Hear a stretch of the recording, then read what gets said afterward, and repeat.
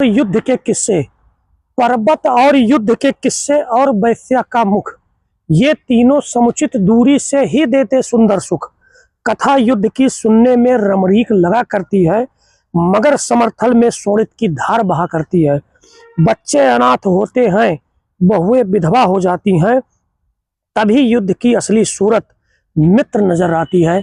नमस्कार, मैं एडवोकेट राघवेंद्र प्रताप सिंह और आप देख रहे हैं प्रताप ग्लोबल एनालिसिस।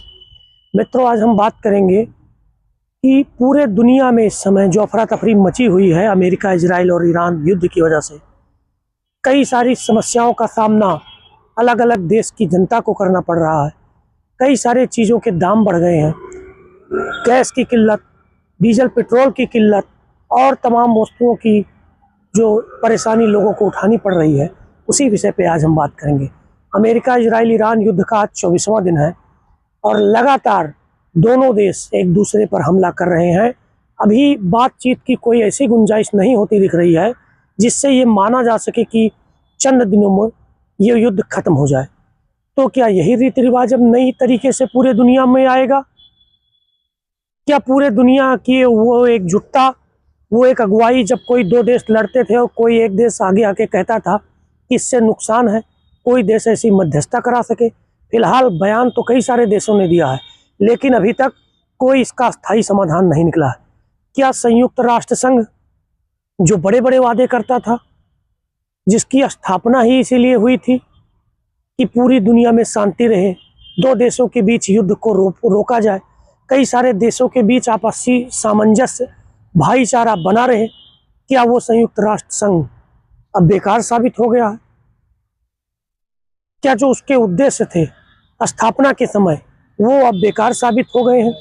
क्या पूरी दुनिया में एक नया चलन होगा कि जिसके पास ज़्यादा ताकत है वो किसी की बात नहीं मानेगा, जिसके पास कम ताकत है वो उस ताकतवर देश की सारी बातें मानेगा? ये एक बहुत गलत परंपरा पूरे दुनिया में होती जा रही है। कई सारे बड़े देश जो परमाणु हथियार से लैस हैं, परमाणु क्षमता है जिनके पास, बड़ी बड़ी अर्थव्यवस्थाएं हैं जिनके पास, कई कई लाख की सेना है जिनके पास, वो सारे देश क्यों मौन है, क्यों चुप है? क्या चाहते हैं पूरी दुनिया के बड़े बड़े नेता, बड़े बड़े देशों के राष्ट्राध्यक्ष, क्यों वो इस परंपरा को नहीं रोक रहे हैं? ये बहुत चिंता का विषय है। बहुत सारे ऐसे लोग हैं अपने ही देश में जो युद्ध का बड़ा समर्थन करते हैं। घर में रह करके खाना खाते हुए, मोबाइल पर टीवी देखते हुए परिवार के साथ युद्ध की बात करना बहुत आसान है। आप उन परिवारों से पूछिए जिन परिवार के लोग इस युद्ध में लड़ रहे हैं, जिस बच्चों ने अपने बाप को खो दिया, जिन औरतों ने अपने पति को खो दिया, जिस माँ ने अपने बच्चे को खो दिया, उस परिवार के ऊपर क्या बीत रही होगी? कभी आपने ये सोचा है?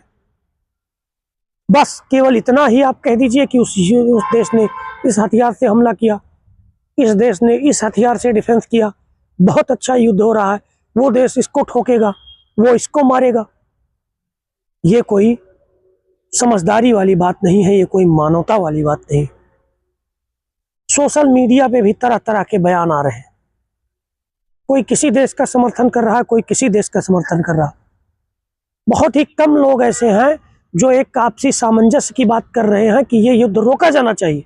हमारे देश में भी गैस के लिए लाइनें लगती हैं, डीजल पेट्रोल की भी समस्या है, स्टॉक कम है, बहुत सारी ऐसी चीजें हैं जो ट्रांसपोर्ट की जाती हैं वो सब महंगी हो जाएंगी। पूरे दुनिया के एक एक व्यक्ति पे इसका फर्क पड़ेगा। इस विषय में बात क्यों नहीं की जाती? क्यों लड़ने की, मरने की, कटने की बात की जाती है समाज में? क्यों नहीं समझदारी की, आपसी तालमेल की, छोटे बड़े मुद्दों को बैठ के सुलझाने की बात करी जा रही है? किसी भी देश का संविधान, कोई भी धर्म ये हमको सीख नहीं देता कि हम लड़े, आपस में मरे, हम कटे। लेकिन बड़े चिंता की बात है, बड़े बड़े देश जो अपने आप को महाशक्ति कहते हैं, वीटो पावर कहते हैं, जो परमाणु क्षमता से लैस है, उनकी चुप्पी बहुत असहज कर रही है ऐसे लोगों को। संयुक्त राष्ट्र संघ, जिसकी स्थापना 24 अक्टूबर 1945 को द्वितीय विश्व युद्ध के बाद हुई, जब भीषण नरसंहार हुआ था द्वितीय विश्व युद्ध में, करोड़ों लोग मारे गए थे, उसके बाद इस संस्था की स्थापना पूरे दुनिया के देशों ने मिल करके करी थी। क्या उसके आदेशों का कोई मतलब नहीं रह गया? अभी तक तो होता नहीं दिखाई दे रहा। क्या उस संस्था को बंद कर देना चाहिए या उसकी मान्यता स्वतः ही खत्म सारे देश मान रहे हैं? ये सब बहुत ही चिंता का विषय है और हम निवेदन करेंगे पूरे देश दुनिया के नेताओं से कि इस युद्ध के खत्म होने के तौर तरीकों पे चर्चा करें, क्योंकि पूरे देश दुनिया में इस युद्ध से दिक्कत आएगी, महंगाई बढ़ेगी, लोग बढ़ते जाएंगे, कोई किसी का पक्ष लेगा, कोई किसी का पक्ष लेगा, इससे आपसी वैमनस्यता बढ़ेगी। तो आप सभी के विचार क्या हैं, आप सभी की राय क्या है, आप लोग जरूर रखिएगा। आप सभी हमारे चैनल प्रताप ग्लोबल एनालिसिस को सब्सक्राइब करें, लाइक करें, शेयर करें, जिससे हम नई नई चीज़ों पे आपसे बात करें। धन्यवाद।